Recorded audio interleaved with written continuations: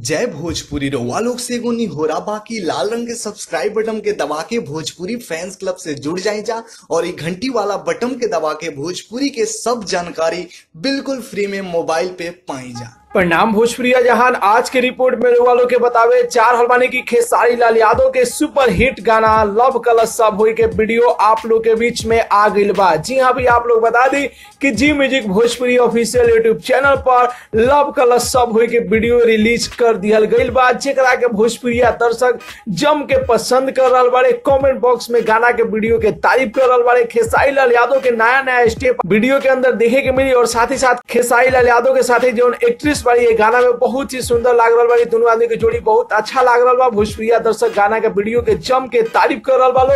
तो यदि आप लोग नहीं जा देख ले तो जाके जी म्यूजिक भोजपुरी पर आप लोग वीडियो देख सकता नहीं जा। यदि देख ले बन जा तो आप लोग के वीडियो कैसा लागल अपन राय कमेंट बॉक्स में बताई जा। और साथ ही साथ आप लोग बता दी भैया कि गाना के लिखले बड़े आजाद सिंह जी और प्यारे लाल यादव कवि जी। एक गाना के अंदर आप लोग के खेसारी लाल यादव और प्रियंका सिंह जी की आवाज सुनने के मिली और म्यूजिक दिले वाले आशीष वर्मा जी। तो भैया आप लोग रिपोर्ट कैसा लागल, न्यूज कैसा लागल, अपन राय बताई जा। साथ ही साथ वीडियो के ज्यादा से ज्यादा लाइक करी जा, ज्यादा से ज्यादा शेयर करी जा और भोजपुरी के हर खबर जाने खातिर अपन भाषा वाला चैनल के जरूर ही सब्सक्राइब कर लीजा और घंटी के बटन दबा लीजा भैया कि कोनो वीडियो डाली आपके पास सबसे पहले पहुंचे।